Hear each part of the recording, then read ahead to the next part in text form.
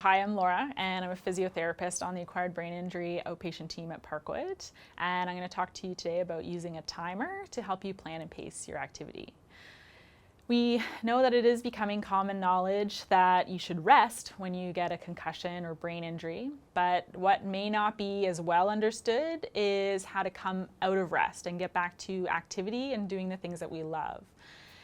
Many of our clients will tell us that they feel best when they first wake up in the morning. That the morning might be when they are symptom-free or when their headaches and fatigue are at their lowest.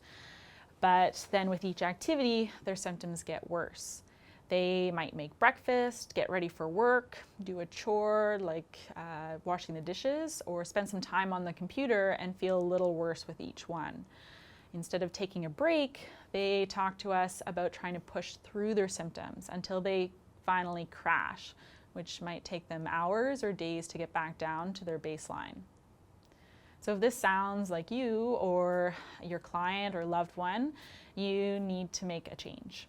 Because pushing through our pain works when we are training at the gym to become stronger or better at a particular sport, but pushing through our symptoms when we have a brain injury does not help our brain to recover. So let me paint you a picture. If in this graph represents your activity, the safe zone is your baseline symptom. So when your symptoms are at their lowest or when you're symptom-free.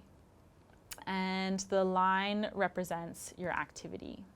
So then the danger zone represents when your symptoms get worse or increased. So in this first scenario, the person is feeling best early on in the day, and with more and more activity, they progressively feel worse as they climb into the danger zone.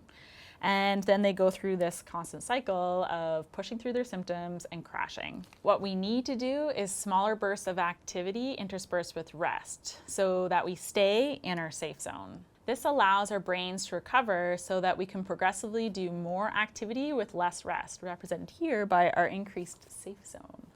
So to do this, you can use a timer to set some time restrictions. So for example, if you know that your headache gets worse after 20 minutes of reading or work on the computer, set your timer for 15 minutes and take a 5 or 10-minute break.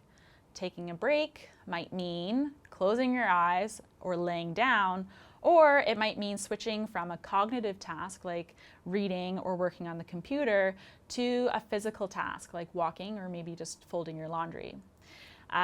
This is not an exact science, but it will help you to self-pace and self-monitor your activity so that you can implement additional changes as you recover. This might include something like our Pacing Points program that we talk about in our program highlights section of our website, or other additional strategies that you might use could include the use of a day timer or planner to schedule in your activity and rest breaks.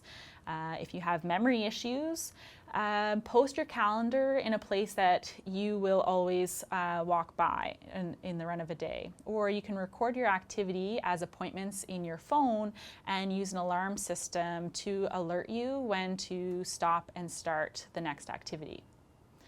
So remember, doing too much activity will not promote recovery. Planned, structured activity with frequent rest breaks will help to improve your activity tolerance and reduce incidence of increased symptoms.